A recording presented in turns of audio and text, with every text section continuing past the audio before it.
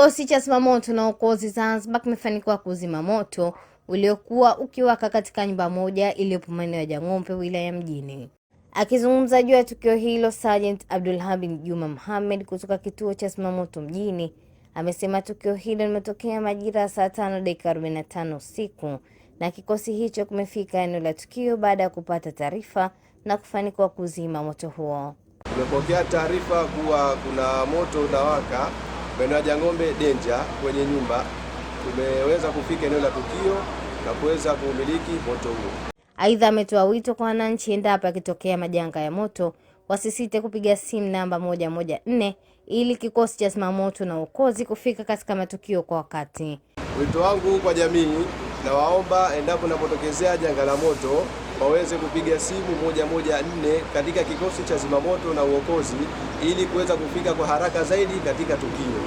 Sheha wa Shehia Jang'ombe Hamis Aman Salum amekishukuru kikosi cha zimamoto na uokozi kwa juhudi kubwa za kukabiliana na moto na kufanikiwa kuzima moto huo. Nimepata taarifa hivi punde kwamba kuna nyumba ya Jumangushi imeungua, moto unakuwa mwingi zaidi, lakini mpaka sasa hivi tukiangalia kitu sababu gani ambayo ilifanya nini ya kuungua ndani na tujaipata, isipokuwa watu kila mmoja anasema vyake, si labda shoti ya umeme, labda huyu mama mwenye ndani labda akawasha kitu kasahau, lakini moto sio mdogo, kwa sababu moto ambao huko mena kutokea na uona uko juu, moto mwingi sana.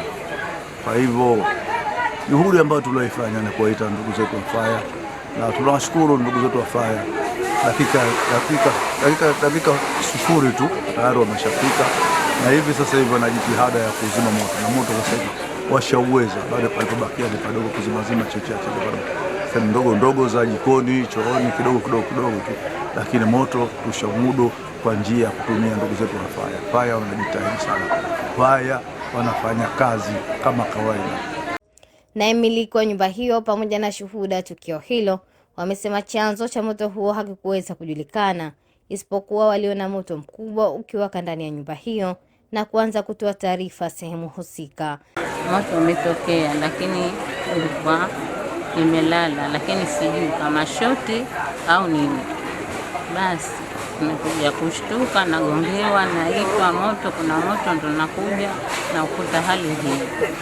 Sisi tulikuwa tumekaa nyumbani kwetu na mtu ambaye amechukua mtihani. Tumekaa tu wenyewe, tuna kawaida kila siku kukaa, baadaye mwenyewe ikifika muda na kuja kulala. Kwa hiyo tukaona wamekuja watu mbio kuja kutuita, moto kwani kuna moto. Ndio tukatoka mbio kuja huku, ikabidi mimi tena sina jinsi, moto umezidi, watu tukaanza kuzima, tukaona huu moto hauzimiki. Kwa hiyo nikaamua kumpigia sheha wangu kwanza, na huku wengine tukaamua kutafuta namba za kupigia wale fire wapate kuja kuzima moto huu.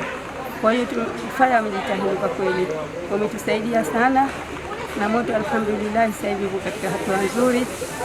Kwa kweli tunashukuru alhamdulillah, ushirikiano wa watu wa fire na sisi wenyewe raia wengi tu wamechangia kuzima moto, tunashukuru. Nikiripoti Lafhati Muhammad. Ewe mwananchi, kikosi cha zimamoto na uokozi Zanzibar kinakutaka utoe taarifa mapema pindi unapokutwa na majanga.